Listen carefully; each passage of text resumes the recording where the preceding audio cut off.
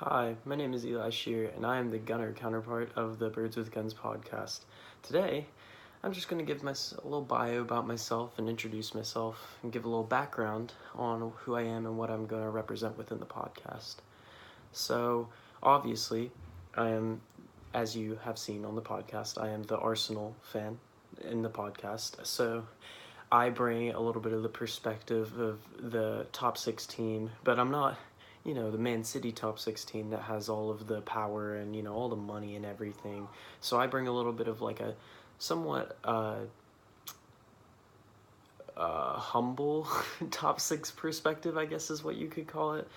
But yeah, I'm not gonna like mercilessly bully, my Magpie counterpart for supporting such a garbage team. Even though I was bullying. But yeah, so I also support a few other teams around the leagues. I know it's weird to support two teams in the same league, but I kind of have a little bit of a soft spot for Crystal Palace in the Premier League, and I just like them. I like their mentality. I like that they're an underdog. I really like Wilfred Zaha as a player. I think he's a really fun to watch, and he's like one of my favorite players. But yeah, I also support in Serie A, I support Fiorentina, and then I also support Borussia Mönchengladbach in the Bundesliga. Both teams I really enjoy to watch. They both sort of fill that underdog mentality. Arsenal's really the only big club per se that I support. I tend to support like more mid-table teams because it's more fun to root for them and it's more interesting because Arsenal, you know, if they don't finish top four, it's a failure. But if Crystal Palace, if they finish top 15, then you're like, yes, we're up another year, which is more exciting for me. But yeah, I also support in the MLS. I support Orlando City because I actually saw their first game ever against NYCFC. It wasn't an MLS game. I saw their first like inaugural like scrimmage or whatever. But yeah, that was pretty fun. So I've been an Orlando fan because Charlotte doesn't have an MLS team, but we do have a USL team, the Independents, who, as you see right there, this is a Independence scarf. I'm a pretty big fan of them. So, uh, yeah, they're really fun to watch. The USL's actually been improving a lot over the last couple of years. I've been going to all the games with Andy, and I think we've really seen the league develop. Into something that's actually like really fun to watch now. So my actual soccer playing career, it's a bit of a tragedy. Okay, but I played club soccer from like age 7. I played rec before, obviously in the U.S. If you're not an American viewer, uh, kids rec didn't really start for us because I'm about 18 now.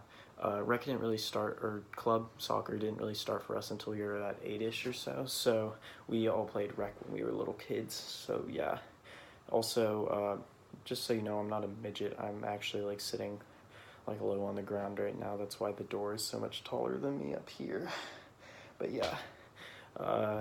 Yeah, so I played club soccer from age 7 before I played rec. Played goalkeeper at the start of my career, and about age 12, I realized I'm 5'9", 5'10", which I realized I'm not going to be tall enough to be a keeper. At the time, I thought it was going to be 5'8" or 5'7" because I was short for my age, but I grew into it.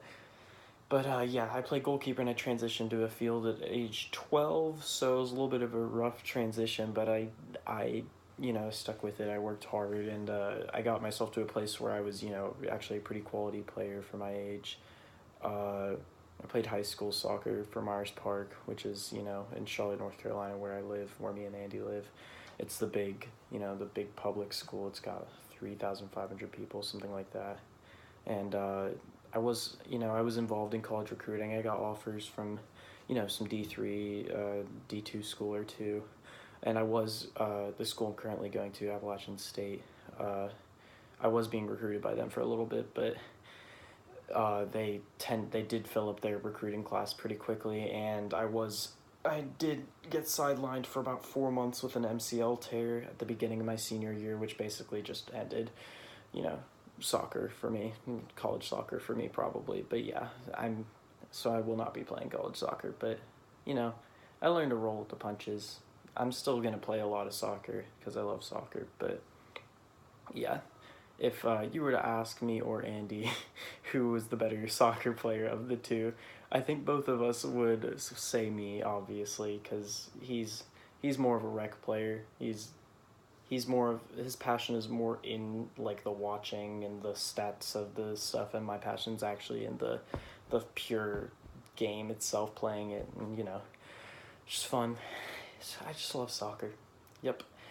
And yeah, so within the podcast, like what I represent, I think Andy is probably the more serious of us two. As you can see with me, I will often go off on like some sort of a joke tangent, and Andy will, basically ignore me and then just say yeah at the end. If you hadn't noticed that, and if you watch the first 3 episodes or listen to them, you can go back and see it, and that's basically how the podcast is probably gonna work.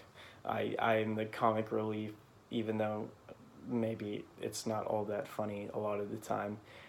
I'm the comic relief, as I guess you would say it. But yeah, Andy's definitely the more serious of us two. I'm gonna try and convince him to do one of these little bio things, but I don't know if it's really gonna work out. He may not be up to doing some like a vlog like this, but yeah. Oh, this actually, I'm wearing a Charlotte Soccer Academy shirt, which is from a tryout with Charlotte Soccer Academy. I actually played for Charlotte United, if you know anything about that, if you're in the Charlotte area.